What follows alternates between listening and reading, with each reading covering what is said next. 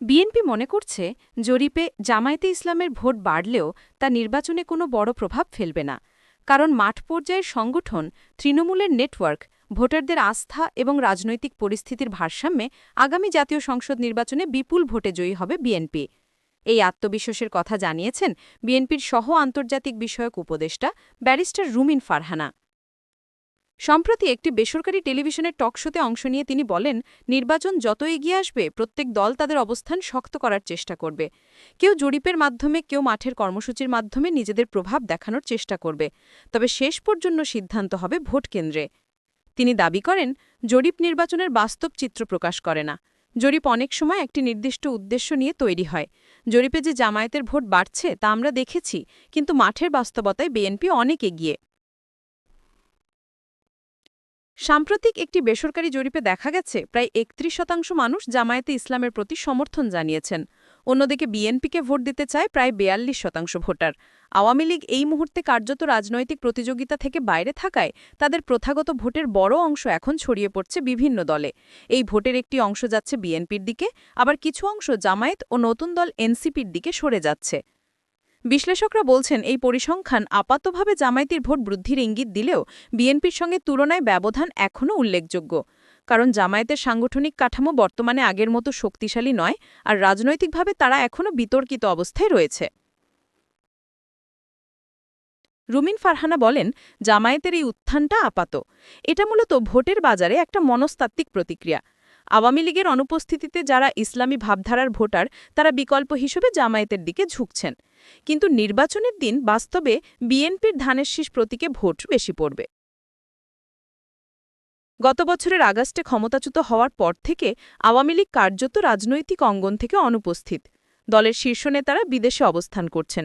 দেশজুড়ে তাদের সাংগঠনিক কার্যক্রম স্থগিত রয়েছে। ফলে একদলীয় রাজনৈতিক মেরুকরণের মধ্যে নতুনভাবে ভারসাম্য তৈরি হচ্ছে। এই পরিস্থিতিতে বিএনপি এখন দেশের রাজনীতিতে প্রধান শক্তি হিসেবে আত্মপ্রকাশ করেছে। অন্যদিকে জামায়াত ইসলামী দীর্ঘ নিষেধাজ্ঞা ও রাজনৈতিক অস্থিরতার পর কিছুটা ঘুরে দাঁড়ানোর চেষ্টা করছে। এনসিপি, গণ অধিকার পরিষদ এবং অন্যান্য ছোট দলও এই সুযোগে নিজেদের অবস্থান তৈরি করতে চাইছে। রাজনৈতিক বিশ্লেষক ড আরিফ হোসেন বলছেন, আওয়ামী লীগ যদি নির্বাচনে অংশ না নেয় তাহলে বিএনপি স্বাভাবিকভাবেই প্রধান শক্তি হয়ে উঠবে। জামায়াতের ভোট বাড়লেও তা বিএনপির জন্য কোনো হুমকি নয়, বরং এই ভোটের একটা অংশ শেষ মুহূর্তে বিএনপির দিকেই যাবে। একটা জরিপ অনেক কিছুর ওপর নির্ভর করে। আপনি কোথায় জরিপ করছেন, শহরে না গ্রামে, কোন বয়সের মানুষের মধ্যে করছেন, কাদের কাছে প্রশ্ন করছেন, সবকিছুর ওপর নির্ভর করে ফলাফল। অনেক সময় জরিপের ফলাফল বাস্তব নির্বাচনের সঙ্গে মিলেও না। অনেক সময় দেখা যায় যে দল জরিপে এগিয়ে থাকে নির্বাচনে তারাই হেরে যায়। রুমিন ফারহানা বলেন, বিএনপির গণভিত্তি এখন আগের যে কোনো সময়ের চেয়ে বিস্তৃত। তরুণ ভোটাররা আমাদের সঙ্গে আছে, শিক্ষিত শ্রেণী আমাদের সঙ্গে আছে, প্রবাসীরাও আমাদের সঙ্গে আছে। আমরা বিশ্বাস করি জনগণ পরিবর্তন চায় এবং সেই পরিবর্তনের প্রতিকাজ বিএনপি। তার মতে জামায়াতের উল্লম্ফন সাময়িক। জামায়াতের যে ভোট বাড়ছে তা অনেকাংশে প্রতিবাদের ভোট, কিন্তু বাস্তবে সেই ভোট বিএনপির পক্ষে কাজ দেবে।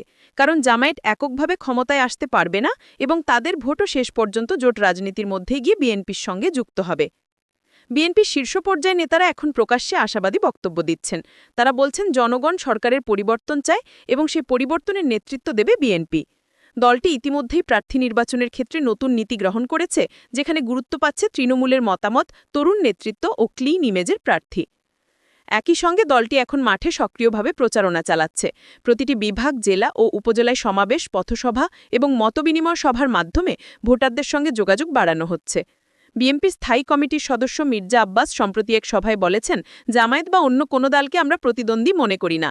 আমাদের প্রতিদ্বন্দ্বী হল সেই শাসন ব্যবস্থা যা আমরা পাল্টাতে চাই। জামায়াতে ইসলামের নেতারা অবশ্য বলছেন তারা এবার এককভাবে নির্বাচনে অংশ নিতে প্রস্তুত।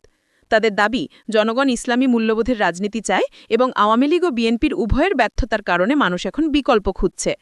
জামায়াতেরা কেন্দ্রীয় নেতা নাম না করার শর্তে বলেন, আমরা দীর্ঘদিন সংগঠন পুনর্গঠনের কাজ করেছি, এখন মাঠে আমাদের উপস্থিতি বেড়েছে, তরুণ প্রজন্মের মধ্যেও আমাদের গ্রহণযোগ্যতা তৈরি হচ্ছে। কিন্তু রাজনৈতিক বিশ্লেষকরা মনে করছেন জামায়াতের এই দাবি বাস্তবে কতটা কার্যকর হবে তা নিয়ে সন্দেহ আছে।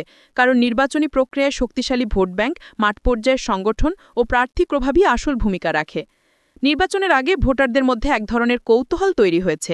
আওয়ামী লীগ অনুপস্থিত, জামায়াত সক্রিয়, বিএনপি আত্মবিশ্বাসী, এই ত্রিমুখী সমীকরণে ভোটাররা এখন নতুন বিকল্প খুঁজছেন।